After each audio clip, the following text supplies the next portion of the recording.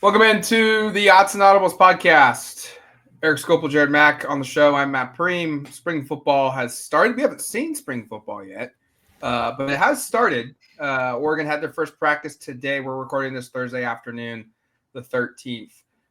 They practiced inside a dryish conditions of Autzen Stadium. The practice facility is currently being built, so there are regular fields that they would normally practice on are unavailable. They're pure dirt right now. We'll hopefully have some photos of that up on duckterritory.com later this week. But nonetheless, spring football is here. We spoke with Dan Lanning afterwards for about 15 or so minutes. And I think the biggest item that we learned about is Oregon, oftentimes a trendsetter, will not be following the trend of schools going away from a spring game, with Dan Lanning coming out pretty much saying, as long as he's here, Oregon will always have a spring game. And his reasoning behind that, to me, especially this season with all the new faces, is makes a ton of sense of why they should do it. Yeah, and we can get into some of those reasons. Jared, do you have the quote kind of pulled up or parts of it? I do have the quote pulled up. Do you just want to read whatever you decipher as the most important parts, which I think is most of it, just to give the listeners a feel for what he actually said?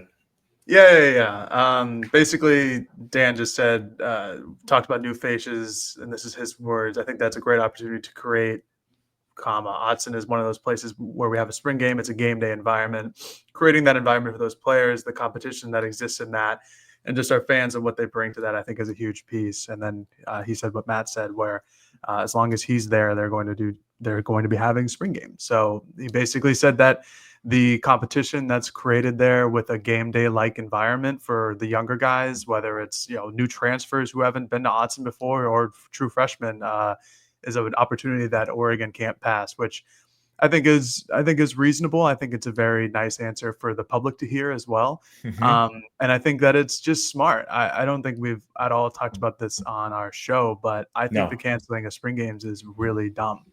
I think really specifically from the Nebraska perspective of Florida State. I was doing research while writing the article. Like Florida State, their actual stadium is going under renovation, so they just can't do it. Like, oh, okay, that makes sense. Nebraska, which was I believe the first team to do it, was like, oh, well, this is just going to enhance tampering if we continue to do these spring games. And it's like, it's going to happen no matter what. And there's kids on the team that, frankly, aren't going to get an opportunity to play at their respective universities and need some film or need some tape to show other schools. So I don't know. I think it's very good that Oregon is continuing to do it. I think it needs to be done. And I think canceling them is, for reasons like tampering, I think is really silly. And I'll also note that because of what Matt shared with the practice facilities, I'm not sure the three of us or any of the media are going to catch much of anything this spring. And so if they were to say no April 26th spring game, like I know, and the thing is they've already come out with this date, so we knew something was happening. But they were just to wipe that, there would be almost nobody who's seen this team at all. There'd be, I would think that would impact the buzz of like, yeah, I have no idea how good Dante Moore is unless Dan says he's really good. Yeah, you would find out August 30th or 31st, whenever the first game is. Right. So this makes a lot of sense, I think, also just from like how you're marketing the program, and it's really a positive thing. So, and again, I don't know how much we're going to see from it March 13th today through April 26th, but at least we have a spring game that will look and resemble football in some regard, and that could, quite frankly, be for us as well, kind of like the first glimpse of what this team really looks like.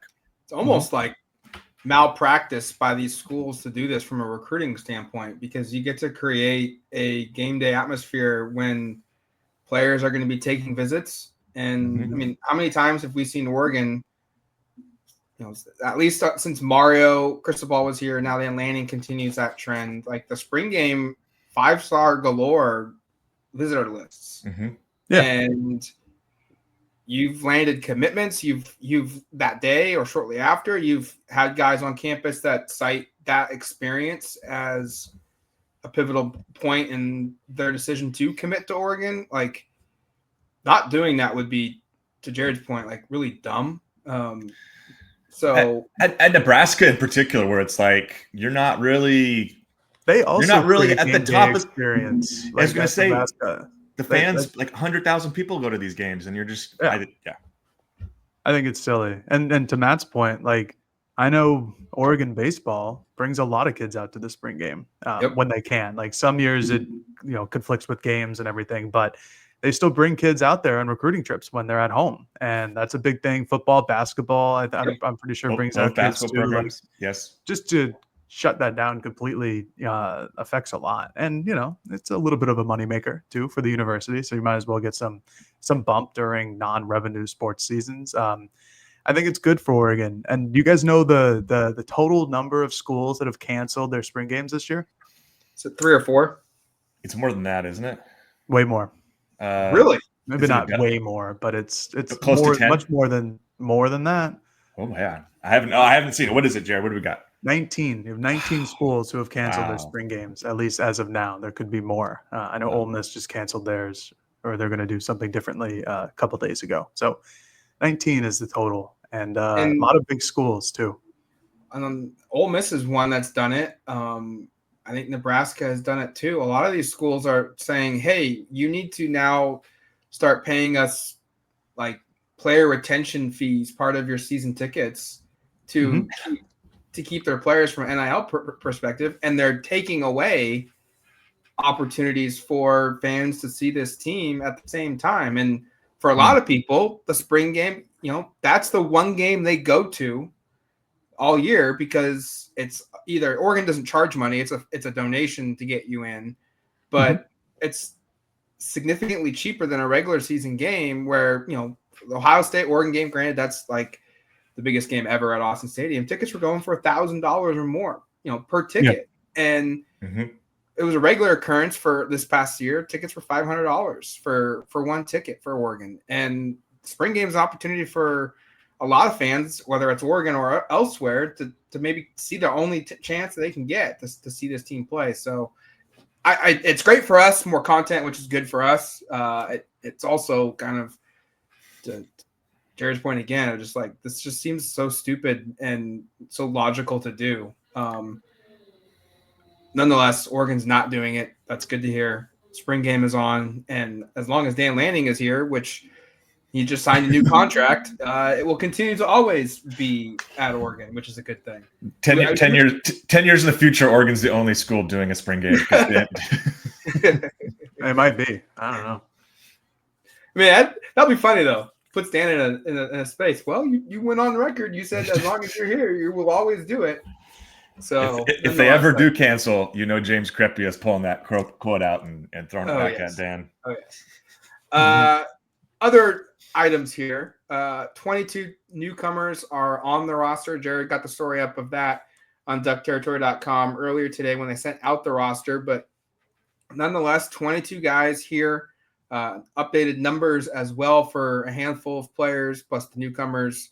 And I think you look at the roster, and over a quarter of it, new faces. And that seemed to be kind of the theme for Dan Lanning, speaking with him for the 15 minutes we did. Yeah, and it's not a surprise. I mean, that was what we talked about for 45 minutes on Tuesday, was like, this is a totally different team, a ton of newcomers, a ton of like inexperienced players, which he touched on. And like, I think specifically like the running back room, he made a comment of like, yeah, you might not think we have very many running backs, but they're just new to you. Like, these are inexperienced players, but we know full well these are talented players. And Jared, that was a terrible question. I'm sorry. I don't want to be mean, but it was really bad. I'm one of the guys who, that nobody knows, has almost 3,000 yards over 2 seasons in Mackay Hughes at Tulane. Like, I think a lot of people know who that is, but go ahead, Eric. Jared, you're fine for interjecting. I was also found that perturbing, that line of questioning, because I think running backs room is one of the rooms you feel most confident at the very top about. But the point was, and it's the right one, is just across the board, like, there's a lot of new names, a lot of new faces, and Dan's like not running from that, nor did you expect him to be running from the fact that like this is a totally different operation. I thought he gave a really good answer at one point talking about the young quarterbacks on this team, and no surprise, he said Dante Moore, Austin Novosad, all those guys, open competition, they're all competing. But I thought it was notable that he was like, from Will's perspective, and this goes to everywhere, but like, especially at quarterback, we're going to try to let these guys kind of make some mistakes. Like, they're going to go out there, we're going to critique them between the snaps, but when they get to the line of scrimmage and they complete the play, we want that to be all on them. And this is like very baseline early football stuff. I'm not saying they're groundbreaking by any means, but that just sort of puts into perspective of like what you're expecting to see in practices. Like I wouldn't be surprised if Dan, I don't know if he would say this on record or not, but if at the end of spring, the sense is that was like one of the more messy springs from a mistake perspective, just because the quarterbacks are new.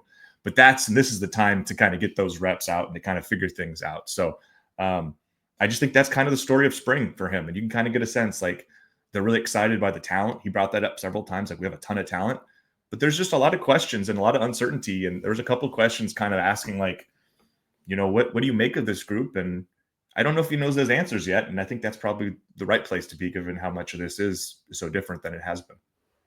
Yeah. And first practice, there's going to be one more, and then there's going to be a break for finals, and then spring break for the university. And to your point, Eric, that was basically a lot of what Dan said was like, we'll find out, this is what the spring is for. There's going to be mistakes. I think I remember him saying like, if you have a great practice, like be better. If you have a bad practice, don't be discouraged. Like you can always just get out there the next day. Mm-hmm. And that's basically what this is going to be about. And like we did on our podcast the other day, it's a young team, a lot of inexperience, a lot of guys who are going to be thrown into a role that they've, basically never had at the collegiate level before. A lot of the secondary guys potentially, Dante Moore, if he's the starting quarterback, obviously started games at UCLA his freshman year, but it's been a while. It's just an opportunity this spring for a lot of these newcomers, either transfers or early enrollees from the freshman year, to get acquainted with what it is to be an Oregon Duck and then under this coaching staff, and just kind of learn from your mistakes. That's the best way to go and do it. That's the best way to go in life and do it. I think Dan got kind of Dylan Gabriel philosophical there for a second, where he's like, life is about experience. It's real Bill Walton-y too. Expected him to start talking about the Cascadian Mountain Range or the Willamette Valley and all the rivers and stuff, but he's not wrong. Like this is just another opportunity for all these guys to honestly make mistakes and learn from it, which is good.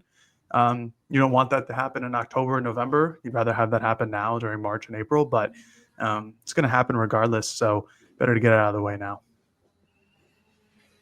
And we can go through the numbers if you want. Sure. Any crazy things going on here? I think go through the numbers would be good, and I think it would also be good to point out who's not here.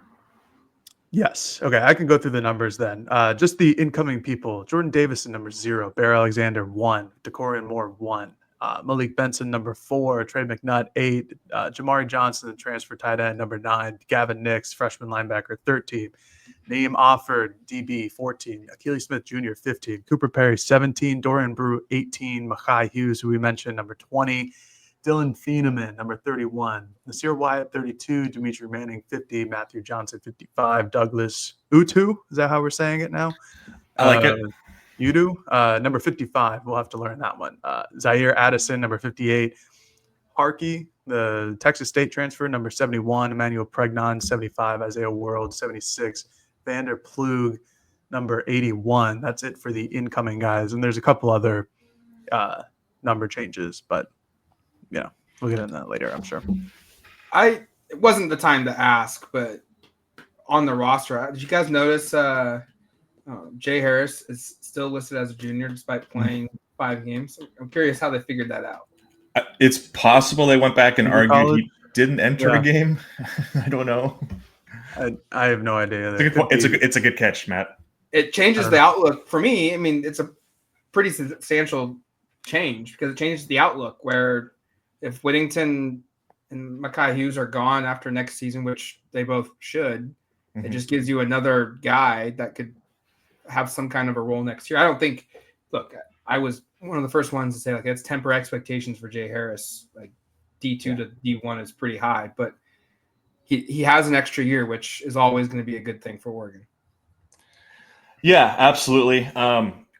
Just in terms of who's here, who's not here, it's great to see the heavy hitters, like in both the portal and the prep ranks are here. We kind of already had a sense of that, but like just the fact that we can ask a question about DeCorian Moore and which someone did, and Dan can have an answer because he's been around him and had seen him. I think that's exciting for the fans because this is like genuinely one of the biggest freshmen they've signed and at a position where we think he can be impactful right away. So, having him and Naeem Offord, the 2 5-stars here, thought that was just like notable.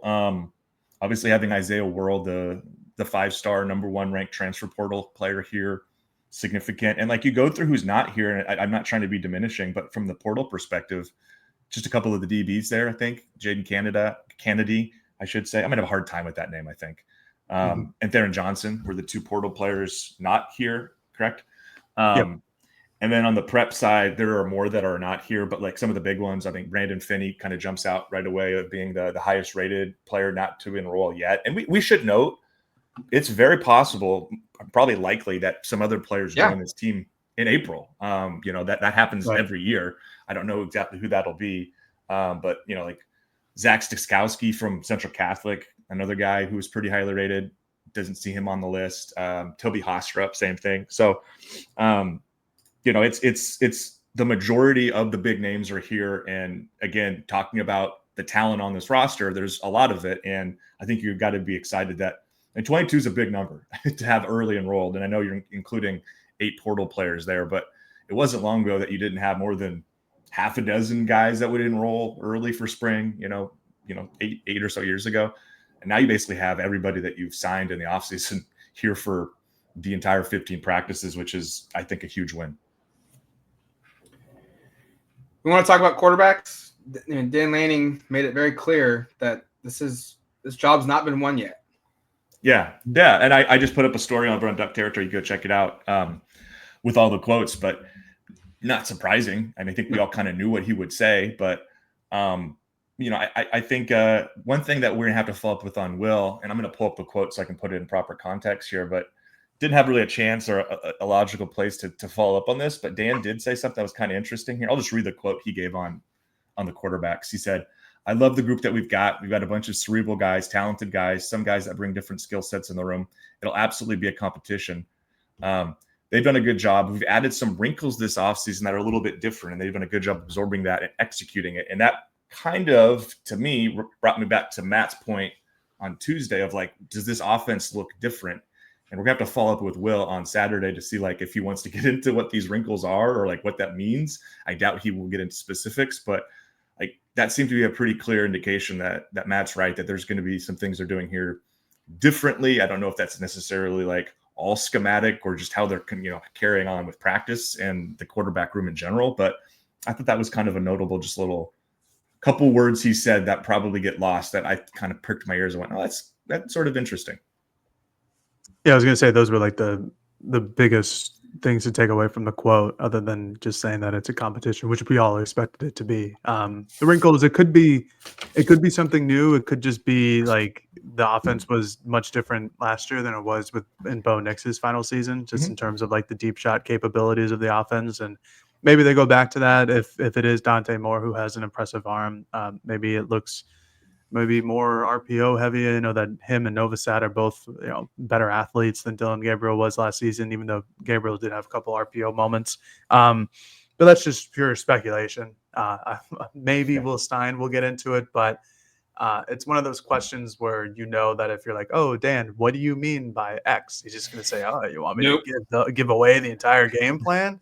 It's like, all right, cool. No, I just wanted specifics. But maybe we'll get into it, but that did catch my ear as well. And then I go back to just the beginning of this whole talk about the team thing, just new faces everywhere. And I think that's where he talked about the leadership. We talked about that on Tuesday or Monday, what day we did the podcast. The offensive line, the newness there, the secondary, the newness there.